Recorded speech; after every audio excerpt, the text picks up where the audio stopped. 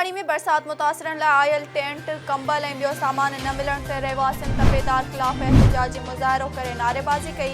SS news जे reporter Shaukat Ali Malik मूजिब मीर नाइच, बरकत नाइच, सारंग मशहूरी ऐं ॿियनि सहाफ़ियुनि अॻियां दाहींदे चयो त तपेदार शाहिद चांडियो ज़िले गवर्नमेंट नौशरो फिरोज़ तरफ़ां मिलियल सामान मुतासिरनि में विरहाइण बदिरां मनपसंद माण्हुनि खे ॾेई रहियो आहे। एहतिजाज कंदड़नि मुतालबो कयो त तपेदार ख़िलाफ़ कार्रवाई कई वञे।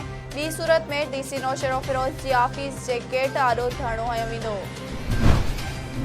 नसीराबाद में गस्टा यूनिट हाई स्कूल वासू कल्होड़ो तरफ़ां उस्तादनि ऐं शागिर्दनि फ़ीस माफ़ न करण ख़िलाफ़ एहतिजाज कयो वियो। SS न्यूज़ जे रिपोर्टर अब्दुल लतीफ़ गाॾई मूजिब मंसूर अली सूमरो, साबिर हुसैन भुट्टो, निसार अहमद भट्टी ऐं ॿियनि जी अॻवाणीअ में एहतिजाज कयो वियो।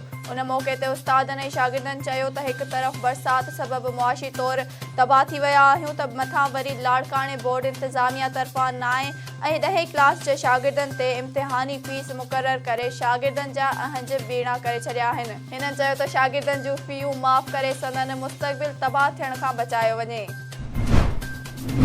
सिंध में बेनज़ीर इनकम सपोर्ट प्रोग्राम में करप्शन जो पहिरियों नंबर हासिल करण वारो शहर डोकरी निकितो। किस्त ईंदे ई एजेंट मुस्तहिक औरतुनि जे पैसनि मां कटौती करे रहिया आहिनि। SS न्यूज़ जे रिपोर्टर मोहम्मद कासिम बुघियो मूजिब मुस्तहिक औरतुनि ऐं उन्हनि जे मर्दनि सहाफ़ियुनि सां ॻाल्हाईंदे चयो त पहिरियां ई असांजा घर बरसात तबाह करे छॾिया आहिनि। वेतर एजेंट माफ़िया ज़ुल्म ऐं ॾाढ जारी रखियो आहे ऐं 7000 किस्त मां 500 खां 1000 रुपया कटौती करे रहिया आहिनि। हिननि वधीक चयो त बरसात दौरान 25000 आया हुआ जिन औरतुनि खे इहा रक़म न मिली सघी। एजेंट माफ़िया इहा बि गिड़काइण जी कोशिश करे रहिया आहिनि। नोटिस वरितो वञे।